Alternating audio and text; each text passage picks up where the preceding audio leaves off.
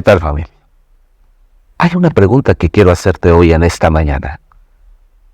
Y tal vez tú te la has hecho una y otra vez. ¿Cómo puedo ser bueno? Recuerdo que cuando era niño, siempre se me había dicho que yo era la ovejita negra de la familia. Crecí en un ambiente donde probablemente mi temperamento y mi personalidad era una personalidad un poco traviesa, como cualquier otro niño. Sin embargo, yo había abrazado muchas palabras en mi vida que me habían condenado, me estaban condenando a mi vida, también me estaban lastimando. Palabras como, ¿por qué eres tan grosero? ¿Por qué eres tan travieso? ¿Por qué no eres un niño bueno? ¿Te has identificado tal vez tú con alguna de estas palabras? Y crecí, ¿sí? Creyendo que yo no era un niño bueno, que yo era malo. Por lo tanto, cuando yo vine a Jesús y se me habló que yo podía recibirle en mi corazón y tener una relación personal con Él, yo estaba completamente convencido que yo no era la persona indicada para poder tener una relación con Jesús, porque no me lo merecía, porque no era bueno. ¿Cuántos de nosotros creemos que no nos merecemos tener una relación con Dios?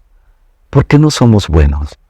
Porque hemos hecho, porque hemos deshecho, porque hemos pecado.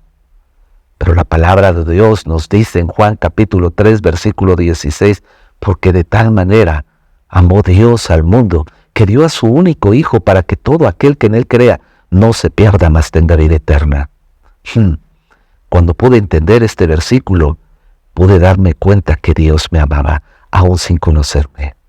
Aún siendo la persona más mala del mundo y no siendo la persona buena, aún seguía esta pregunta: ¿cómo puedo ser bueno? El apóstol Pablo, incluso en el libro de Romanos, él decía, ¿por qué hago lo que no quiero hacer y lo que debo y tengo que hacer, no lo hago? Porque nuestra naturaleza humana nuestra naturaleza es una naturaleza de pecado. Nacimos, ¿verdad?, en una naturaleza que se rompió, una relación rota de Dios con el hombre a través de nuestros primeros padres, Adán y Eva.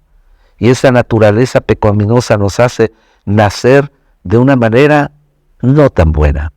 Usted ha visto a muchos niños que cuando nacen, ¿verdad?, nadie les enseñó a pegar, nadie les enseñó a ser egoístas, nadie les enseñó ciertas actitudes incorrectas que desde muy pequeñitos las van desarrollando. Y a veces nos preguntamos y nos decimos, ¿pero quién te enseñó esto? Si en casa no lo practicamos, si en casa no mentimos, si en casa no pegamos, si en casa no señalamos. Bueno, eso es un decir, pero tal vez hacemos este tipo de cosas y los hijos aprenden a través de ¿qué? A través de patrones que ven en el diario vivir. Ahora, la pregunta aquí es, ¿cómo puedo ser bueno aún siendo cristiano según yo? Era algo que me preguntaba. Quiero que me acompañe al libro de Juan capítulo 15, versículo 1. Y quiero leer en la Nueva Traducción Viviente algunos versículos. Jesús está con sus discípulos y les está enseñando acerca de la vid. La vid era una planta muy común en aquel entonces, en toda la zona de Jerusalén, Judea, Samaria, toda esta zona. Era una planta que incluso se cultivaba, se procesaba, ¿verdad?, se transformaba en vino. Y por lo tanto Jesús está dando una enseñanza basada en una parábola. Parábola tiene que ver, ¿verdad?, con alguna ejemplificación de la vida terrenal para poder ejemplificarnos o enseñarnos la vida espiritual. Y dice Jesús: yo soy la vid verdadera y mi Padre es el labrador. Él corta de mí toda rama que no produce fruto y poda las ramas que sí dan fruto para que den aún más.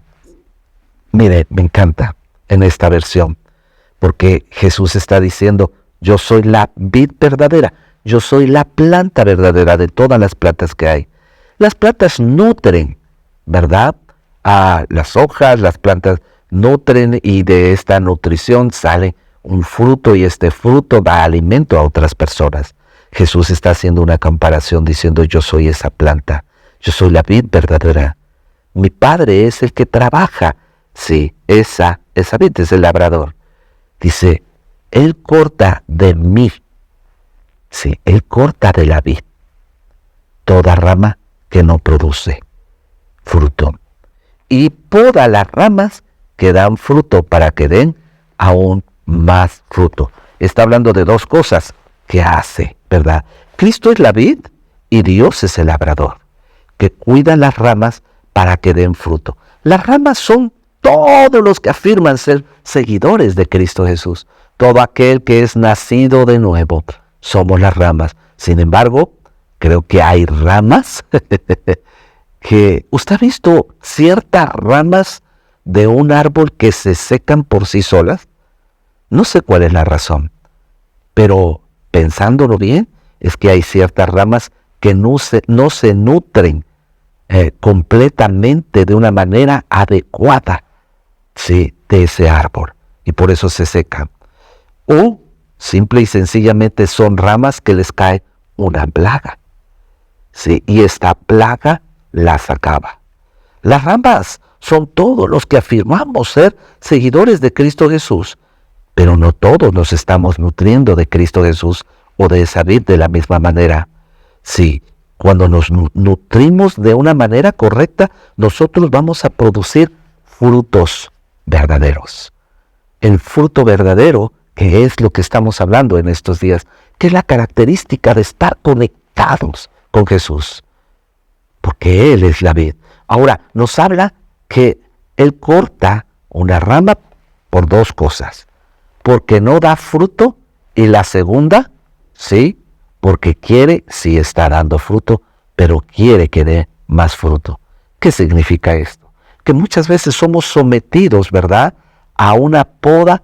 ¿Para qué? A quitarnos ciertas cosas, comodidades, o ciertas cosas, ¿verdad?, que nos dan seguridades, para que nosotros podamos dar muchos frutos. Y no nos gusta que nos poden, porque en la poda muchas veces hay cosas como tribulación, angustia, persecución, desiertos, adversidades.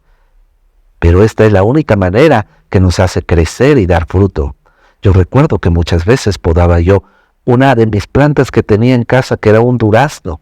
Y este durazno, alguien me dijo: córtale todas las ramas que están abajo para que las ramas que estén arriba den fruto, y un fruto bueno. Sí. ¿De dónde entonces viene el fruto y de dónde viene la benignidad? La benignidad, lo bueno que hay en nosotros o que puede haber en nosotros, solo se puede dar a través de ¿qué? De estar conectados o relacionados o pegados íntimamente a esa rama.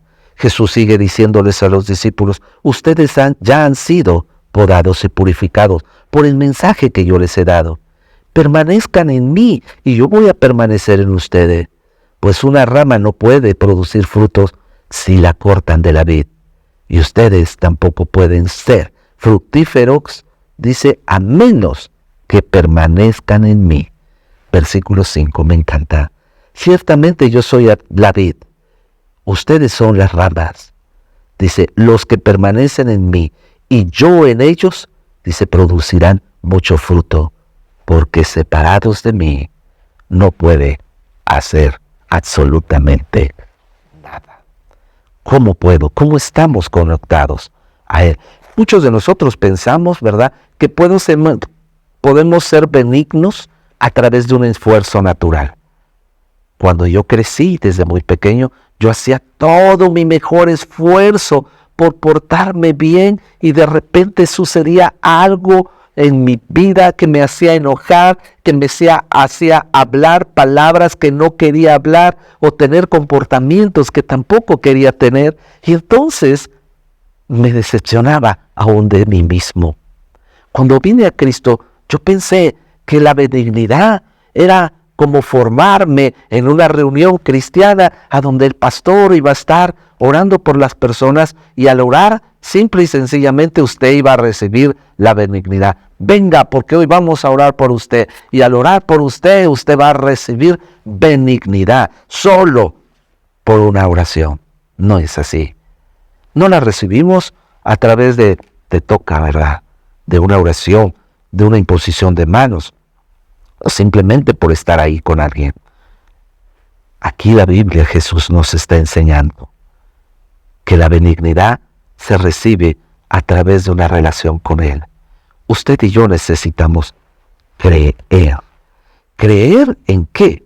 Ahora, en el versículo 5 y 6 terminamos diciendo, el que permanece en mí. ¿Qué significa permanecer en Cristo Jesús? La primera palabra es creer. Creer que Él es el Hijo de Dios. Primera de Juan, capítulo 4, versículo 15. La Biblia nos enseña que Él es el Hijo de Dios. La segunda cosa, recibirlo como Señor y Salvador personal.